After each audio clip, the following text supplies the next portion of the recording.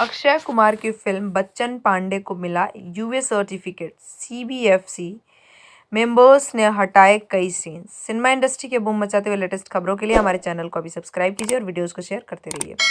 Bollywood news इन Hindi. Corona virus के बाद से अब सिनेमाघर 100% के साथ खुल गए हैं और अब पर्दे पर बड़ी बड़ी फिल्में रिलीज हो रही है। हाल ही में संजय लीला भंसाली की फिल्म गंगूबाई कठियावाड़ी रिलीज हुई है और जो बॉक्स ऑफिस पर तबाड़तोड़ कमाई कर रही है। वहीं अब अक्षय कुमार की बच्चन पांडे को लेकर एक खबर सामने आई है। दरअसल बॉलीवुड के खिलाड़ी अक्षय कुमार की फिल्म बच्चन पांडे अब पर्दे पर रिलीज होने को तैयार है।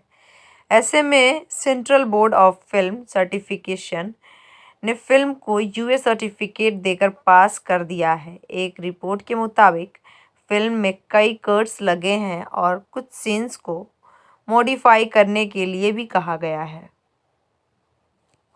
फिल्म के ट्रेलर में अक्षय कुमार कभी खून से सने नजर आते हैं, जिसमें सीबीएफसी मेंबर्स को लगता है कि इसमें काफ़ी हिंसा दिखाई गई है, जिस पर मेंबर्स ने कहा कि इस हिंसक सीन को भी सही किया जाना चाहिए। आपको बता दें, बच्चन पांडे का ट्रेलर 18 फरवरी 2022 को रिलीज़ किया गया था।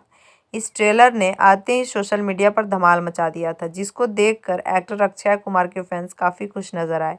वही फिल्म में अक्षय कुमार के साथ साथ कृति सेनन, अरशद वारसी, पंकज त्रिपाठी और जैकलीन फर्नांडीज भी नजर आने वाली हैं।